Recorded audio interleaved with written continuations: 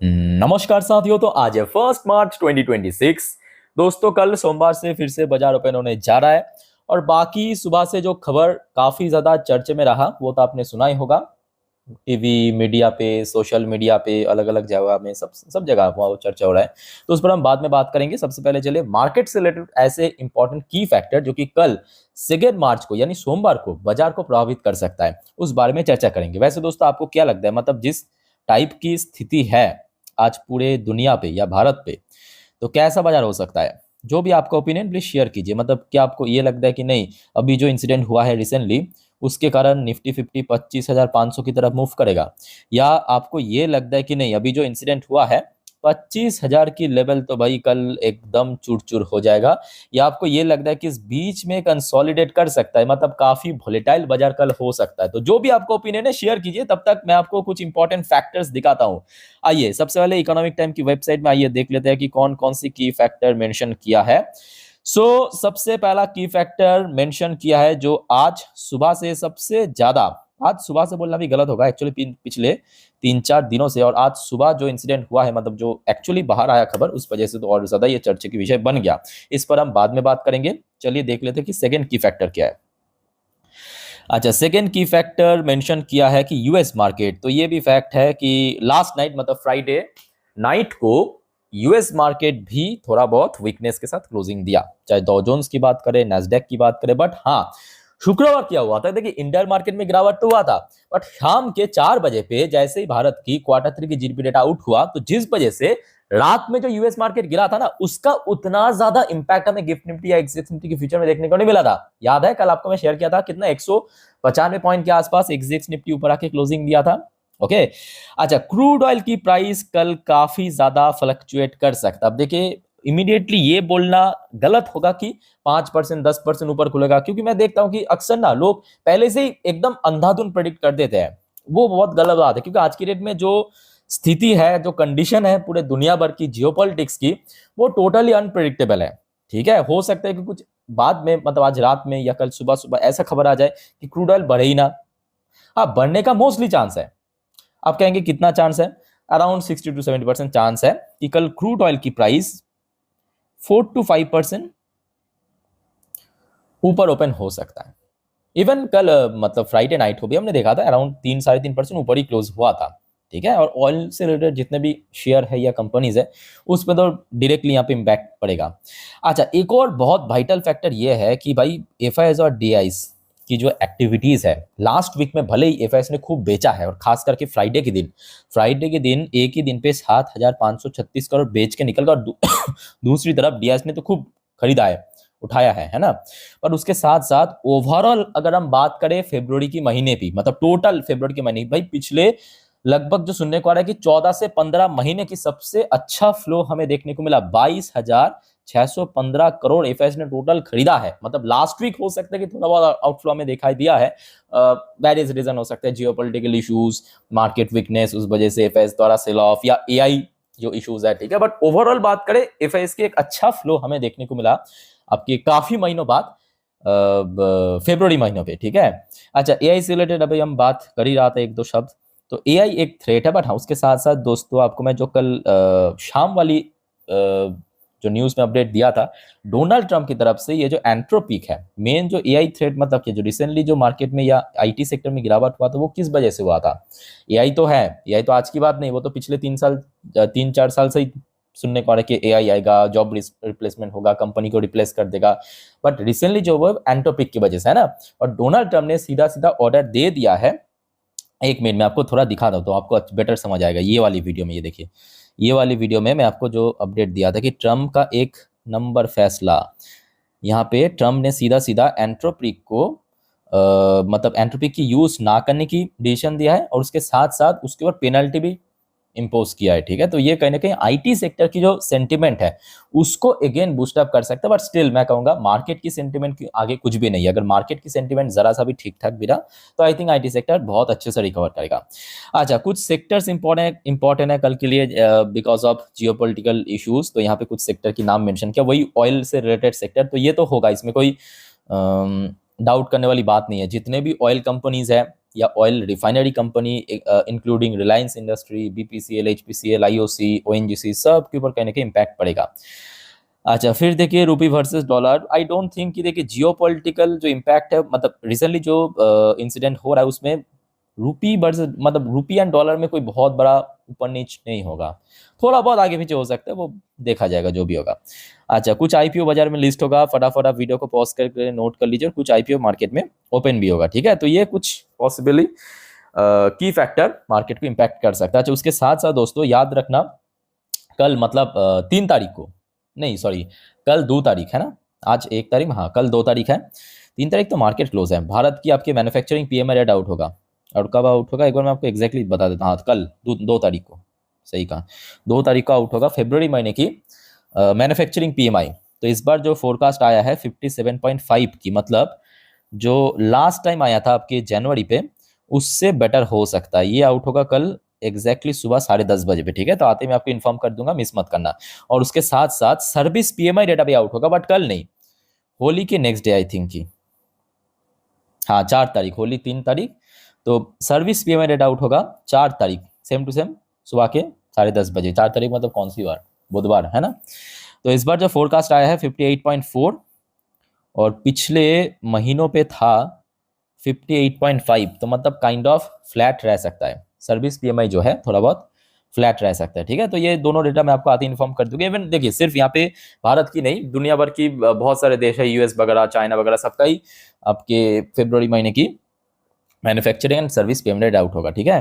अच्छा, एक और बात दोस्तों याद रखना, जैसे कि आपको पता ही होगा, हर एक महीने की 1 या तो 2 तारीख को ऑटो सेक्टर की सेल्स की रिपोर्ट आउट होता है। आज है आपके 1 मार्च, होने वाला था बट आज संडे है, तो कुछ कंपनी तो आउट कर देगा या दिया भी है, बट मोस्टली कंपनी कल के भीतर दे देगा, ठीक है। तो मैं फॉर एग्जांपल जैसे कि टाटा मोटर्स हो गया, टीवीएस हो गया, तो जितने भी ऑटो सेक्टर है, जितने भी ऑटो कंपनीज या ऑटो सेक्टर्स है, उसके ऊपर नजर रखना स्पेशली, क्योंकि इस बार जो फरवरी की ऑटो सेल्स है उसके ऊपर कहीं ना कहीं ऑटो सेक्टर रिएक्ट करेगा, ठीक है। अच्छा दोस्तों, आगे बढ़ते हैं। जैसे कि जियोपॉलिटिकल इश्यूज के वजह से, जैसे कि फ्राइडे के दिन इंडियन मार्केट में भी गिरावट हुआ था, रात में हमने देखा यूएस मार्केट में भी गिरावट, Dow Jones, Nasdaq, mostly index negative में क्लोजिंग दिया था।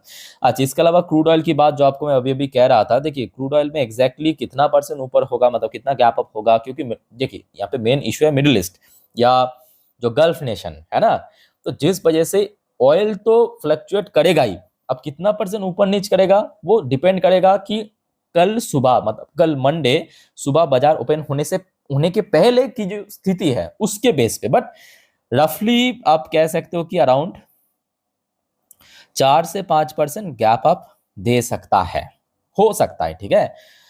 अच्छा, नेक्स्ट जो आपको मैं अभी कह रहा था कि करेंसी की अंदर उतना ज़्यादा फ्लक्चुएशन होने का चांस काफ़ी कम है, बट सबसे इम्पैक्ट पड़ेगा दोस्तों आपके कमोडिटी सेक्टर में, खास करके गोल्ड और सिल्वर, क्योंकि जैसे जैसे जियोपॉलिटिकल टेंशन बढ़ेगा, ऑब्वियसली आज पीक में ही है, एक्सट्रीम लेवल पे पहुंच चुका है, सो गोल्ड की प्राइस अगेन रेज हो सकता है। तो मेरे अनुमान अगर सही निकला दोस्तों, गोल्ड की प्राइस वैसे तो बढ़ गया था फ्राइडे नाइट होते होते, और कल मंडे सुबह आई थिंक कि मेरा अनुमान अगर सही निकला 2 से 3% गैप अप हो सकता है, ठीक है। तो इसका भी ऊपर भी मैं आपको कल सुबह दे दूंगा मेरे इंस्टाग्राम में, एक बार देख लेना जरूर, लिंक आपको नीचे मिल जाएगा।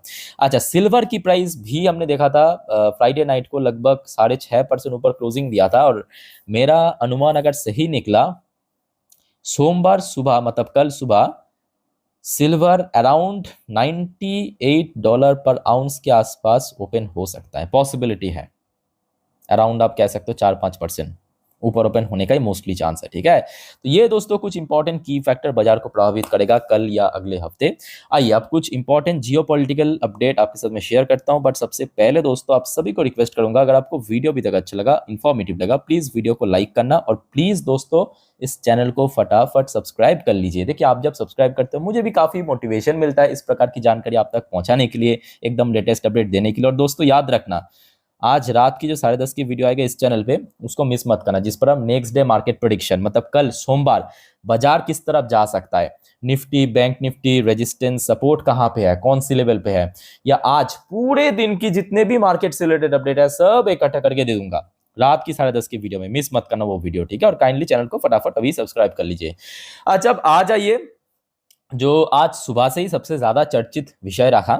आई थिंक कि आप में से 95% व्यूअर्स को पता है, तो इस पर हम उतना डिटेल में नहीं जाते, टाइम वेस्ट हो जाएगा, ठीक है। एकदम शॉर्ट में आपको मैं समझा देता हूँ।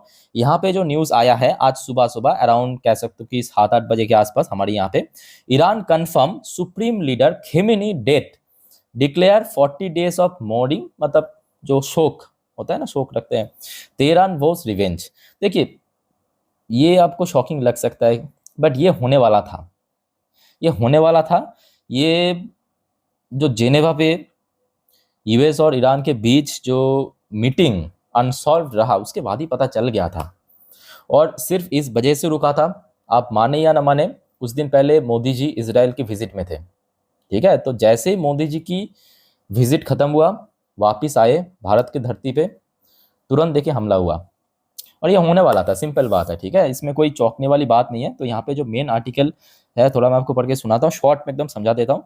Iran state broadcast on Sunday, और ये एक्चुअली जो खबर मिल रहा है ना खेमेनी की मौत, ये पहले दिन हो गया था, मतलब सैटरडे, मतलब फ्राइडे, हाँ, कल सुबह, आज की बात नहीं है, ये कल सुबह ही हो गया था। सबसे पहले हमला इसी पे हुआ था कि, बट उसको कह सकते हो कि बाहर नहीं निकाला गया था ये खबर को। आज ऑफिशियली, आज सुबह सुबह निकाला गया, मतलब ईरान की तरफ से कंफर्म किया गया।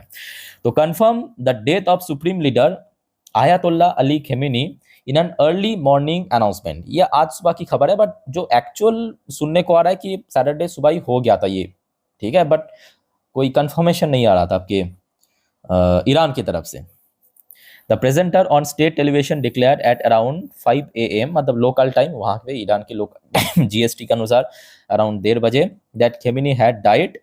The channel 8 accessible footage of 86 year old clipping, जो उनका जो भी हुआ है वहाँ पे इंसिडेंट, उसके ऊपर एक क्लिप निकाला गया। तो बाकी दोस्तों, इस बारे में आप लोग क्या सोचते हो, कमेंट करके बताइए। अच्छा, उसके बाद क्या, उसके बाद देखिए जो अभी खबर सुनने को मिल रहा है कि आफ्टर खेमेनी डेथ, आईआरजीसी मतलब जो ईरान की आर्मी है, warn Israel and US of heaviest offensive in history. और मैं कहूँगा भाई, ये अगर किया ना, वो बहुत बड़ी मूर्खता होगा, बहुत बड़ी मूर्खता होगा। ये आपको मैं आज की बात नहीं है, जो मेरे इस चैनल को फॉलो करते हैं उनको एक हफ्ता पहले एक न्यूज़, आई थिंक आपको याद होगा, मैं आपको क्या कहा था, यूएस और ईरान के बीच जो टेंशन उस टाइम पे बढ़ रहा था, ईरान अगर समझौता कर लेता, कंडीशन पे हाँ में हाँ मिला लेता, तो ईरान के लिए बेहतर होता। मैं आपको एग्जैक्टली यही कहा था। और साथ में आपको मैं क्यों कहा था, इसलिए कहा था कि देखिए, आज ईरान चाहे कितने भी उछल कूद करे, मतलब ये कर देंगे वो फोड़ देंगे, देखिए जोश अपने जगह है, रियलिटी अपने जगह है।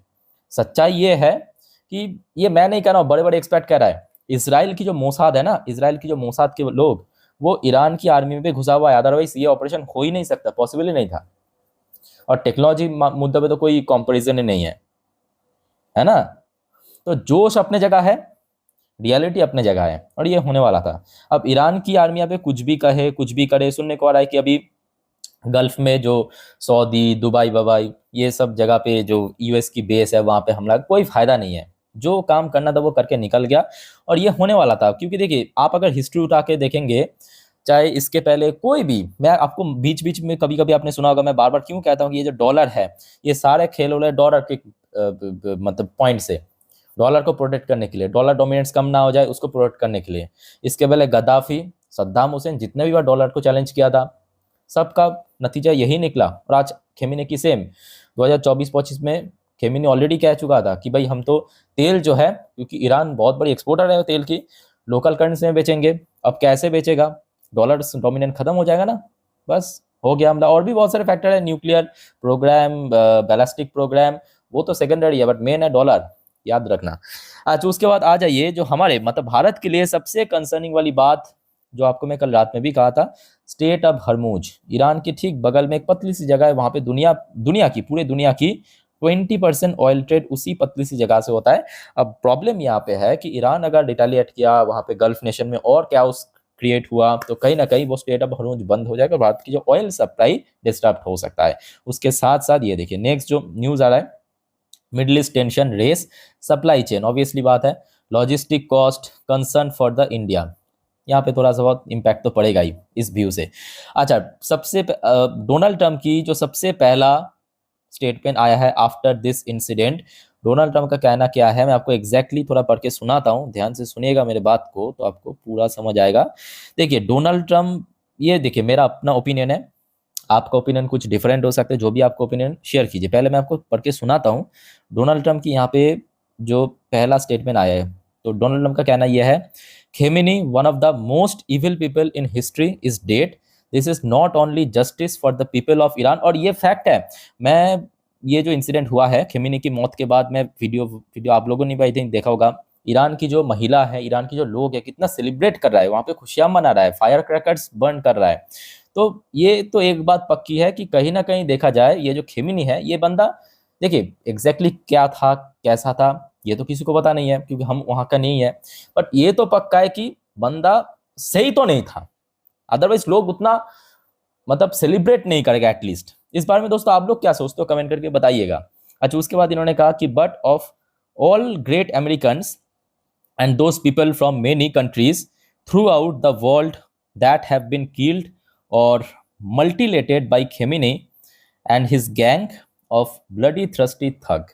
तो ये डोनाल्ड ट्रंप की तरफ, देखिए डोनाल्ड ट्रंप के साथ बहुत सारे पॉलिसी पे हो सकता है कि हम लोगों का विरोधिता है, बट इस मुद्दे पे मैं कहूँगा बात तो थोड़ा बहुत सही किया है।